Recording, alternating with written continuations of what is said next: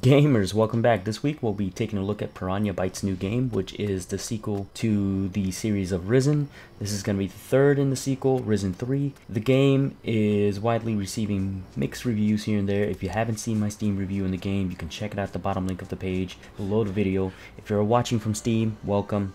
I'm going to go over most of the thing I said in the review and also show you footages of the game from 20 hours in, 30 hours in, and so on. Anyways, Risen 3 will be starring a brand new protagonist to the series. You'll be playing as the son of Steelbeard, and together with your sister Patty, you'll be on an adventure to seek out treasure on Crab Island. Now, during the quest, a massive bone structure will rise from the ground and a Shadow Lord will claim the hero's soul. You'll be awakened weeks later to find out that you are now a walking corpse on a quest to redeem your spirit and stop the evil army of the underworld before you become their minion.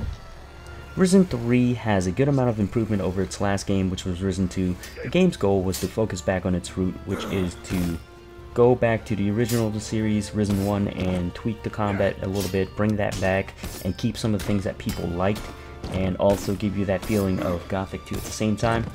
There are some areas in this game where it could definitely be much more improved, but fans of the original Risen will definitely love the return of the combo system. Those of you who are a fan of Risen 2, whether you liked it or hate it, you'll probably like this one a lot more. You'll like the new feel to it, the optimization, and the game will welcome you back to that pirate theme it had going. Those that are new to the series, it's a hit or miss for you guys also. You either like it or you won't like it. Don't be misled also about the pirate theme of the game. This is not about a pirate game where you're going around on a ship plundering ships or piracy. It's more of a third-person RPG where the goal is to travel around certain lands, do quests, level up, progress in the game in order to strengthen yourself against the army of the underworld. Along the way with doing all these quests, there's going to be random elements thrown into the game, ship battles, which doesn't last very long, and also encounter with sea monsters.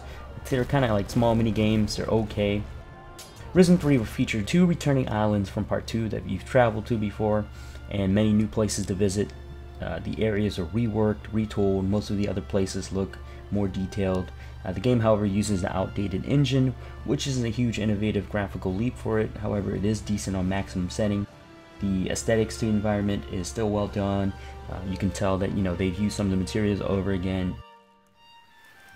Some of the game's voice acting could be a bit cheesy at times. Sometimes they're good, sometimes later on in the game they could be pretty bad, but at the same time it's good to have voice acting for every single character in the game because that's what the people wanted, so everything is voiced. The dialogue to the game at times is quite amusing, and sometimes along with replies that the main character uses, you'll definitely hear a lot of the word fuck at times, so sometimes it's well written, other times you can tell that devs are joking around with the game.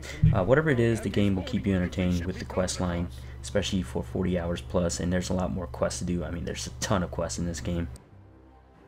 Dialogue in this game plays a pretty important role. You can skip it anytime you like if you don't want to read it, but depending on your choice, you'll either lose Soul of Humanity or you gain some more. It really depends on your alignment, although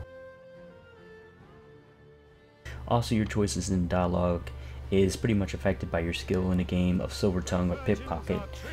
Depending on which skill you choose to level up, it will benefit you because you can easily complete some quests or maybe help you out with a little cash. As I said before, the game works with glory. In order to earn glory, you just gotta kill things, complete quests, and through glory you can put points into your attributes. From attributes you can actually basically buy skills, and you have to buy skills to learn them. So in order for you to buy skills, you have to have the right attributes. Now keep in mind, you don't have to farm everything if you don't want to, or kill everything. There's enough quests to go around to give you enough gold and glory points to actually get all attributes and skills on what you want. So there's a ton of things to do in this game to earn that. Next we're going to discuss the combat system to the game. Now like I said before, it is a hit or miss for some of you guys out there. It's a rhythmical combat system, and a lot of people don't understand this, so I made this video in order for you to actually see some of the combat, what you're not supposed to do and what you can do. But basically when you start off the game, you're really weak.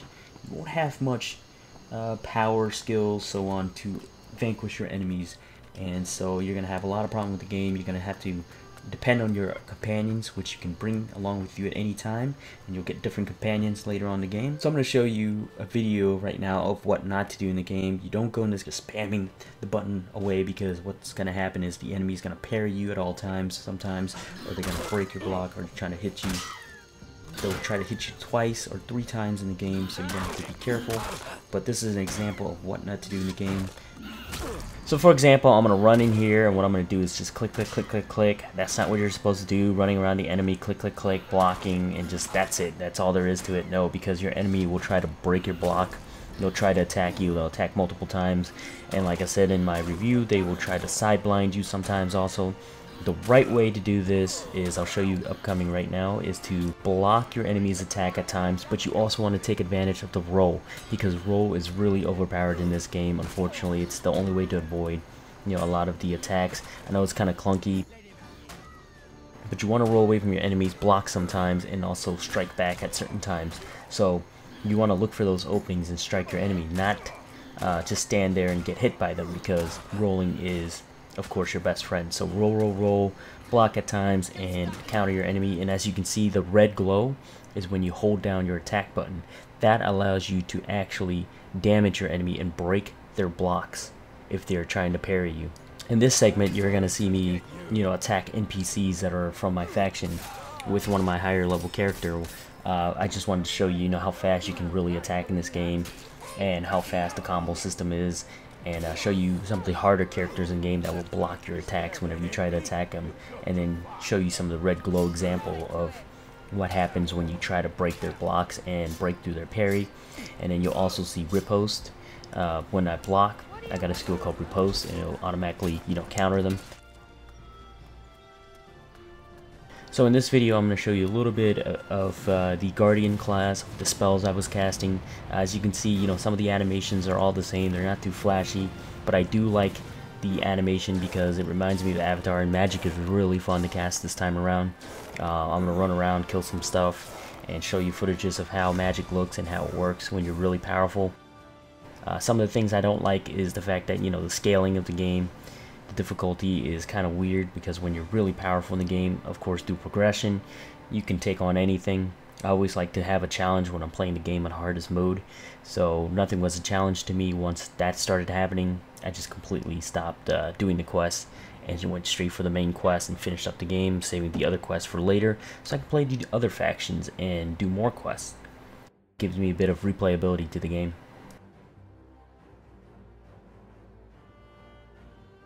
Aside from that, you know, my biggest issue with this game was, in fact, the interface. I think the interface can definitely use a lot more work. Sometimes you can go through the inventory, you use some of the items, but everything, spells, etc., has to be on your hotbar. Let's say, you know, you want to use a certain spell, but it's all the way at number 9. You can't also rebind it to a certain key, for example, like Shift 1 or Shift 2.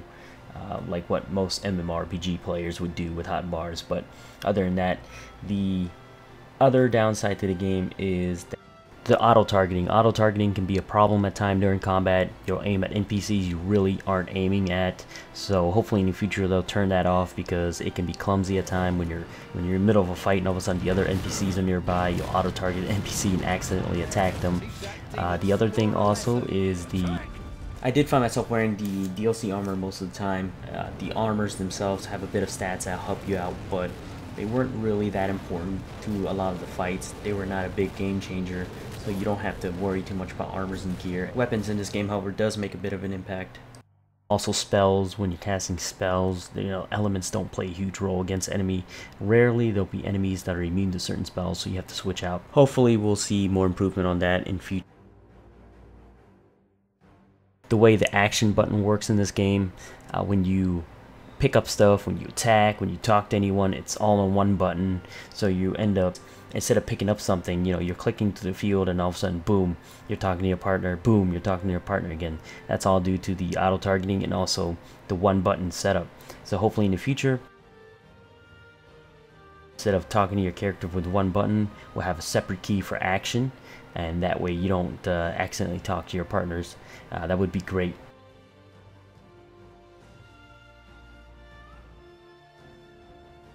The stealth aspect can be pretty weird in this game. When you stealth into people's homes, they won't say anything if they have their back turned on you. If they see you, they'll go towards you. All you have to do is step foot outside the area and then go back in a sneak, and you're pretty much stealthing. Also, there's no consequences for killing NPCs. You earn glory in this game when you kill an NPCs. Also, the NPCs in this game don't really die, so you can kill them as much as you want. Aside from no multiplayer in this game, you can always replay the game and join the other two factions. As you can see, I joined the Guardian faction. The other two factions are Demon Hunters, and you can also join the Voodoo Priest if you want to, all with their respective spells and skills.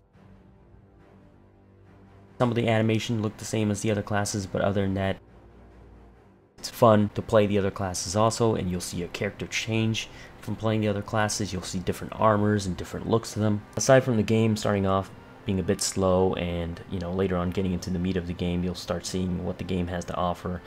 The game is pretty rough around the edges, could use some polishing, maybe some mods to make it a lot better. The game, however, is still suffering from the core problem, which is the hyper-threading cores of i7. If you're running this game with i7, it's disabling a lot of people's machine. You'll be stuck at the loading screen, so the only way to fix this is to turn your core down through msconfig, which is 8-core, and a lot of people don't like that. It's been a week since this is going on right now, so hopefully they'll fix this in the future. The problem was that the game was released on bad timing. Developers at Gamescom, but like I said before, this is a major issue that's ongoing right now. Really needs to be fixed for the people to play the game. Other than that, I did spend about a good 25 to 30 plus hours of the game before I did the main mission itself. I had fun with the game. It's really not that bad as people say it is. It's mostly preference. So, for a lot of people, it's not worth the value of what's being paid for it. If you want, you can go online the internet and find this game for less than that.